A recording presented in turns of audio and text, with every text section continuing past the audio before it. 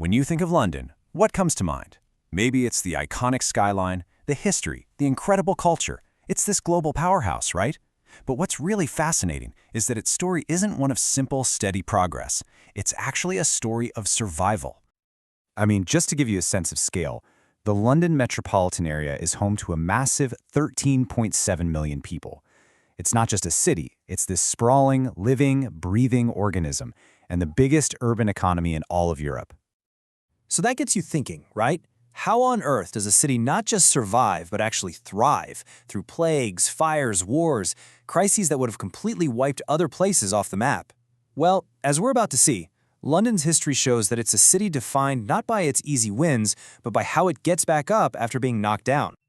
So, here's how we're going to break it down. We'll look at the great crises that really shaped the city, rising from the ashes in the 17th century, the incredible Victorian engineering projects, surviving the Blitz, the modern-day search for space, and finally, the big lesson we can learn from London's amazing resilience. Okay, let's jump back in time. Our story starts in the 1660s, a decade that dealt London a devastating 1-2 punch. First came the plague, and then came the fire. I mean, you just can't make this up.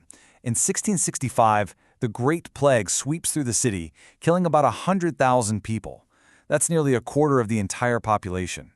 And just as the city is trying to recover from that, a year later, a fire starts in a bakery on Pudding Lane. It rages for 4 days and pretty much burns the entire medieval city to the ground. You know, sometimes the best way to grasp something like this is to hear it from someone who is there. The famous diarist Samuel Pepys wrote about the plague, describing a city where the only sound day or night was the constant tolling of church bells for the dead. Just try to imagine that. It's hard to see how a city could ever come back from something so traumatic. But here's the thing about London. From those ashes came its first great reinvention. As awful as the fire was, it created a blank slate. The old medieval city, with its wooden houses and narrow streets, was a death trap. The rebuild, led by people like Sir Christopher Wren, created a whole new city of brick and stone with wider streets and proper fire regulations. It completely changed the city's DNA, making it far, far more resilient. All right, so fast forward a bit. That new, more resilient city was about to be tested again in the 19th century. London was now the biggest city in the world, the heart of a global empire. But all that explosive growth came with a massive, massive price and a whole new set of problems on an industrial scale. Let's be blunt about this. By the mid-1800s, the waste from 3 million people was just flowing directly into the River Thames. The river had become a literal open sewer, and in the summer of 1858, it got so hot and the smell was so bad that they called it the Great Stink. It wasn't just gross, it was deadly, spreading cholera. It got so bad that even Parliament, right on the riverbank, couldn't take it anymore and had to act. The solution, from an engineer named Joseph Bazalgette, was nothing short of revolutionary. It was a 3-step masterpiece. First, huge new sewers were built to intercept the waste before it hit the river. Second, giant steam-powered pumping stations moved it all eastward. And third, it was released far downriver, out to sea. This thing saved countless lives and, get this, a huge amount of it is still in use today. And this spirit of incredible engineering wasn't just happening below ground either. Just 5 years later, London did something nobody else had ever done to solve its traffic problem. It went underground. The Metropolitan Line opened in 1863, becoming the planet's first ever subterranean railway, another marvel that let the city keep growing. Okay, let's move to the 20th century and to a crisis that threatened the city's very existence, the Second World War. For 8 months straight, London was bombed relentlessly by the German Air Force in what became known as the Blitz. The human cost was just staggering. Around 30,000 Londoners were killed during the bombings. This ancient city was literally fighting for its life, night after night. The physical damage was on a scale not seen since the Great Fire. Tens of thousands of buildings were gone. Hundreds of thousands of people were left homeless. The Docklands, the beating heart of the port, were basically just rubble. And what happens when London gets knocked down? You guessed it, it gets back up and reinvents itself.